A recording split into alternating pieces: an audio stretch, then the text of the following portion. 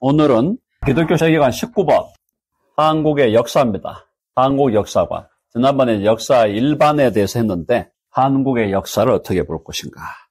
참 중요한 이슈죠. 오늘날의 대한민국에서 펼쳐지고 있는 상황, 또 미국에서 펼쳐지고 있는 상황, 국제 정세 이런 것들이 다 연결되어 있는데요.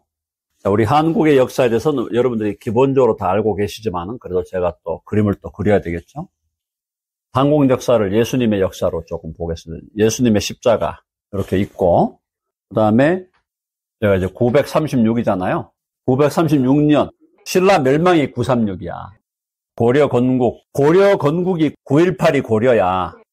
그 다음에 1392 요거 뭐죠? 1392는 조선이 조선. 맞죠? 고려 건국이 918이고 그 다음에 신라가 통일은 676이 이루어졌네요. 완전히 멸망하는 게 936이야. 자, 그 다음에 현대사의 중요한 시점들이 있잖아요. 자, 그래서 1910년이 뭐죠? 1910년에 한일 합방. 공식적으로 한일 합방이 되는 거죠. 1910년. 그리고 1945년에 해방이죠. 요 사이에 이제 요 1910에서 1945년 사이에 중요한 시점이 1919년이에요. 1919년이 3.1운동이기도 하지만은 임시정부입니다. 19년이 상해 임시정부. 그리고 3.1운동이 일어났고요. 이런 거 이제 우리가 알아야 돼요. 근데 문제는 뭐냐면은 일제 36년인데 1910년으로 오기까지 여기서 지금 1860년 정도로 봤을 때요. 1860년도부터 이 한일 합방이 오기까지 50년, 이 50년의 역사가 얼마나 파란만장했잖아요. 세계 열강의 침투죠. 열강이 아시아로 침투해 들어오면서 한국으로 들어오는데 이때 이 열강에서 한국에다가 그래도 한번 발을 좀 붙여보겠다고 했던 나라가 대표적인 게 일본이고 그 다음에 미국이죠. 프랑스, 러시아, 청나라. 그렇죠? 요거란 말이에요. 대표적인 5나라가 일본, 호시탐탐, 조선을 합병하려고 했던 게 일본, 미국, 프랑스, 러시아, 청나라인데 결국은 일본이 한국을 먹어버린 거야. 그죠? 아직 대한민국은 아니죠. 일본으로 가기 전에 여기서 대한제국을 1897에 고종이 선언을 합니다. 대한제국이야. 그러니까 대한제국은 뭡니까? 대한이라는 말을 썼는데 제국이라는 것은 아직도 뭐가 있다. 왕이 있다 말이거든요. 대한제국을 선포하고 고종이 좀 해보려고 했는데 안 됐죠. 힘이 빠지니까. 그때 이미 친일파, 또 친청파, 친중파죠. 청나라. 친중파, 친일파, 친러파. 친미파는 이때는 좀 그렇게 강하진 않았어요. 프랑스는 사실은 별로 힘이 없었고, 프랑스가 여기서 좀 사라지면서 결국은 중러 미일이잖아요. 그죠? 중러 미일 4강이 이제 대한민국 한반도를 두고 투쟁을 하는데, 결국은 이제 일본이 우리 대한을 36년간 합병을 하게 됩니다. 여기서 이제 독립하자.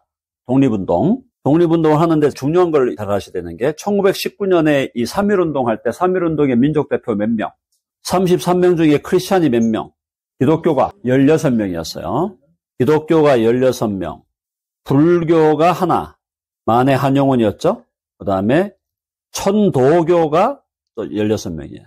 천도교는 이제 한국의 전통적인 하늘 사상, 하늘을 숭배하는 사상이에요. 천도교라는 것은. 하여튼 이 33명이 등장을 했는데, 이렇게 하면서 이제 1919년 이렇게 됐지만은, 10년부터 19년까지가 얼마 안 된 거잖아요. 한 10여 년 된 상태에서 독립운동을 했는데, 본격적으로 우리 민족을 독립을 해야 된다는 운동은 1919년 상해 임시정부를 세우면서 본격적으로 독립운동이 시작되는 거야. 여기서 다 만들어져요. 일본군하고 싸우려고 광복군도 만들어지고. 그런데 중요한 거는 오늘 제가 여러분들에게 강조하고 싶은 건 뭐냐면은 1919년에 상해 임시정부가 세워질 때 그때 일대 대통령이 누구냐 이게 중요한 거야. 누구였어요? 이승만이에요. 사람들이 몰라. 상해 임시정부의 일대 대통령이 이승만이에요. 사람들이 임시정부 얘기하면은 맨날 김구 얘기하는데 1919년에 이승만이 임시정부 일대 대통령을 시작을 합니다. 이해되셨어요? 제가 이 얘기를 드린 이유는 19년부터 독립운동을 하면 이 독립운동은 두 계열로 나눠져요. 독립운동은 세 가지로도 볼 수 있는데, 자, 이 독립운동에서 계열이, 첫째 계열이 기독교 계열이야. 기독교 계열. 기독교 자유 계열. 이게 누구죠? 이승만 계열이 나오고. 그 다음에 두 번째가 뭐죠? 두 번째가 기독교를 반대하는 공산사회, 공산사회주의 계열이 있어. 그 다음에 요 중간 라인이 누구냐면은 민족주의예요. 민족주의. 뭐 공산당이든 기독교든 간에 민족주의가 중요하다. 요게 이제 김구야.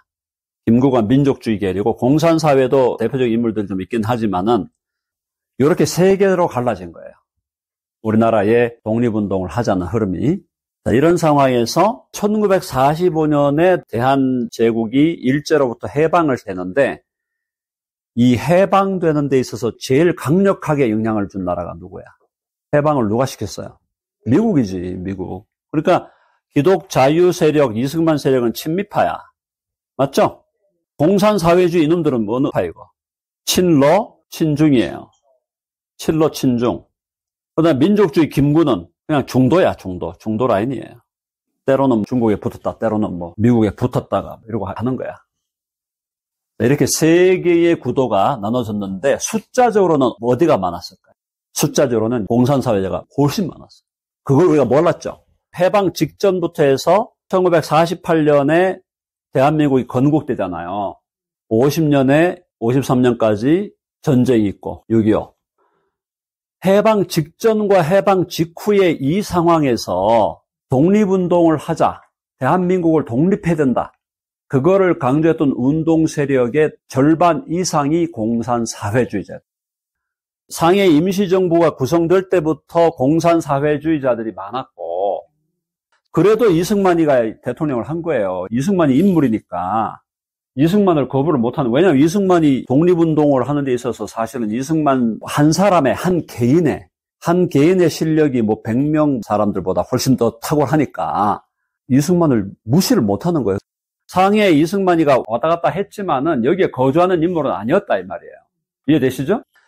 대한민국을 살리려면 외교 라인, 외교로 해야 된다. 외교 라인이죠. 그죠? 자, 중요한 게 뭐냐면 여기서 45년에 해방이 되는데, 해방이 되는 데 있어서 결정적 역할을 한 거는 러시아도 아니고 중국도 아니고 미국이다 이 말이에요. 왜? 일본을 이긴 게 미국이니까. 이때부터 이제 미국이 더 강력하게 우리나라에 이제 개입을 하는 거죠. 역사와 연결됐는데, 미국이 이제 일본을 무찌르면서 2차 대전을 승리로 이끄는데, 그렇게 되면 당연히 누가 올라오겠어요? 이승만이 올라오는 거예요. 숫자가 이게 훨씬 많았어. 공산사회주의자들이. 저기 역사 속에서 70%래, 70%. 70% 더 된다고 봐요. 그런데 이 사람들이 독립운동 한 사람이니까 독립운동을 했다는 건 또 인정을 해줘야 돼. 근데 이념적으로는 공산사회주의자야. 이들이 물론 지금 김일성이 주장하는 그런 공산사회주의를, 김일성이 추구해갔던 그 라인을 다 지지했겠느냐? 그건 또 아니죠. 이 사람들은 또 나름대로의 이상적인 어떤 사회주의 건설을 추구했던 자들이니까, 이 사람들 입장에서 볼 때는 또 김일성이 러시아 그 힘입어가지고 꼭두각시 아니에요. 그것도 또 반대는 하지만 어쨌든 그렇다 하더라도 이념적으로는 공산사회주의야. 그러니까 이 사람들이 다 북한에 남았잖아요. 북한에 남거나 남한에 있다가도 또 북한으로 넘어가고. 하여튼 이래가지고 1945년부터 48년 사이에 군정, 미군정이 시작되죠. 미군정. 그죠? 일본에서부터 우리가 해방이 되고 미국 군대가 들어와가지고 한반도를 지배하는 그런 형국에서 요 상황에서 이제 어떤 일이 벌어졌어요? 남북이 분단되는 거지. 남쪽은 미국이 지배하고 북쪽은 러시아가 지배하는. 자, 그래서 북은 러시아 쪽이, 남은 이제 미국이 차지하게 됐는데, 이 상황에서 분단됐지만 독립국가를 이루어야 된다. 그래서 북한과 남한의 건국이 되는데, 여기서 이제 결국 무슨 싸움이 됐냐면은 민족의 정통성이 어디 있냐, 민족과 역사의 정통성이 어디에 있느냐. 당연히 우리는 어디에 있는 거예요? 민족과 역사의 정통성이 어디에 있는 거예요? 우리는 남한에 있는 거죠. 대한민국. 그러니까 48년 7월 17일 날 제헌절 헌법이 제정되고 8월 15일에 우리가 건국을 하는 거야. 북한은 9월 9일에 자기들 식으로 또 조선인민주의 민주공화국인가 뭐가 그걸 또 자기들이 건설하고, 7월 제헌의회를 했잖아요. 이때 헌법을 제정하는 의회를 했단 말이야. 제헌의회를 할 때 처음 시작을 어떻게 했다는 거예요? 이인영 그 목사인데 그 양반 처음 시작을 나오셔서 기도하십시오. 재헌의회를 하는데 처음에 순서 1번이 기도였어요. 그분이 기도를 하고 시작한 거야. 이승만이 의장이고 그분이 목사였고 기도한 양반이. 자, 그래서 제가 말씀드리는 건 뭐냐면 민족과 역사의 정통성이 대한민국에 있다고 하는 이 세력은 대한민국 세력은 기독교 세력이에요. 주류가 기독교예요. 그리고 주류가 친미야. 또 자유민주야. 자유시장이야. 맞죠? 이게 대한민국이요. 대한민국. 그럼 북한은? 북한이 지금 정통성이 있다고 주장하는 사람들은 북한은 반기독이죠. 반기독교, 공산사회주의, 그다음에 반자유주의, 전체주의라는 거고. 그다음에 자유시장이 아니고 사회주의 계획경제. 그렇죠? 이거예요. 이거와 이거 대결이야. 북한이 김일성이가 소련의 힘을 입어갖고 북한을 지배하기 시작하면서 가장 먼저 한 게 뭔지 아시죠? 뭔지 아세요? 김일성이 정권 잡고 제일 먼저 한 게 뭔지 아세요?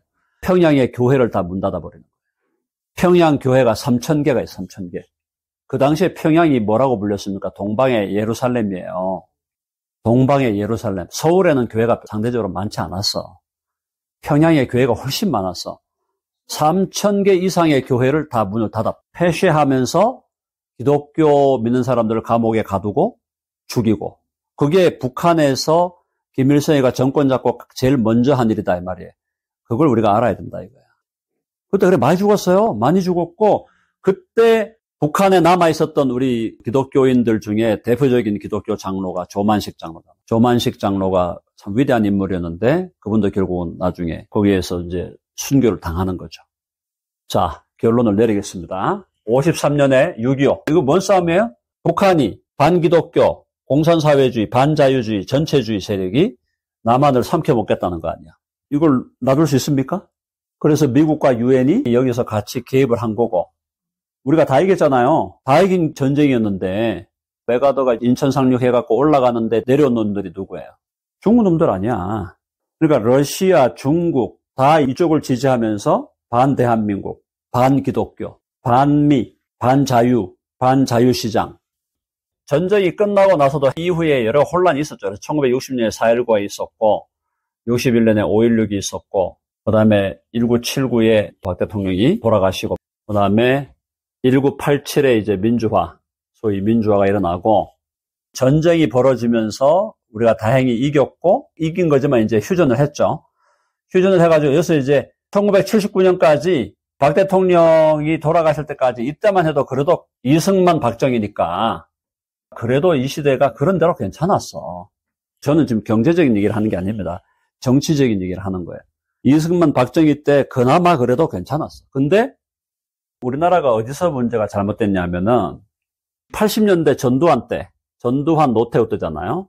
전두환 노태우 때 이때 소위 민주화 운동을 하는 386이 그때 나오는 거야. 386 시대거든요, 이때가 지금. 이때 민주화 운동이 뭐로 변질됐나? 뭐로 변질됐죠? 민주화 운동이 뭘로 변질됐어? 민주화 운동이 친북, 종북, 주사파 운동이 된 거란 말이에요. 주사파 운동이 되거나 혹은 공산혁명 운동이 되버린. 이게 우리나라의 비극이었다. 물론 그 기본적인 세력은 6.25 일어나기 직전에 이 대한민국의 지식인의 반수 이상이 공산사회주의예요. 그리고 남쪽에 남로당이 있었죠, 남로당. 남로당이 박헌영이 아니에요? 그때도 남쪽의 노동당의 회원들이 엄청나게 많았다는 거야. 남쪽에 살고 있으면서도 공산사회주의를 지지하는 사람들이 그렇게 많았다는 거예요. 그걸 어떻게든 끌고 오면서 이승만과 박정희가 끌고 왔는데 이때부터 이제 386 젊은 대학생들 말이죠. 전대협, 그다음에 한총련 이래가지고 얘들이 다 주사파 공산혁명운동으로 하는데 위대한 수령 김정일, 김일성 동지, 김정일 동지 아니에요. 이놈들이 반미야. 반미 반기독으로 하면서 결국 정권 잡았잖아요. 1988에 노태우, 93에 김영삼, 98에 김대중 이렇게 되면서 노태우 이후에 김영삼, 김대중, 노무현으로 이어지면서 주사파 공산혁명 세력이 어디로 들어간 거야? 국회의원으로 들어간 거야. 정치권으로. 들어가면서 지금의 정치권, 대한민국 정치권이 어떻게 됐습니까? 똥통이 되네, 똥통. 자, 그래서 오늘날 2025년 현재 한국에서 일어나고 있는 것은 어떤 일이냐? 대한민국을 어디로 끌고 가려고 하는 거야? 여기서 지금 이번에 누구 잡아들였어요? 누구 잡아들였어? 손현보 목사를 구속을 하죠.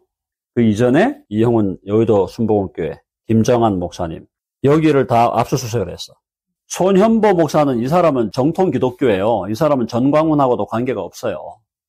여의도 순복음교회 이형훈 목사, 김정한 목사 상징적인 인물들이잖아요. 우리 기독교의 상징적인 인물들이에요. 김정한 목사는 최고 원로고 이형훈은 세계 최고 단일교회 단임 목사고 거기에 손현보 이 사람이 자유민주화를 위해서 운동하는 사람, 세이브 코리아 그런 상황이다. 그렇게 아시고 이런 상황에서 우리가 뭘 이제 이해해야 될 거냐? 지금 이 정권은 대한민국을 어디로 끌고 가는 거야? 결국은 한국의 역사는 친미 기독 세력과 친중 친러 사회주의 세력 간의 결투장이다. 그렇게 보시면 틀림없어요. 거기서 우리는 당연히 친미 친기독 세력에 서서 우리는 우리 대한민국을 지켜가야 되는데 대한민국이 상당히 지금 어려움에 처했다. 그렇다고 해서 우파가 다 잘했냐? 우파가 다 잘한 거 아니죠. 그 얘기를 하려는 건 아니에요. 우파가 제대로 잘 못한 점도 너무 많아. 하여튼 이런 상황에서 우리는 지금 미국에 있는 사람이잖아요.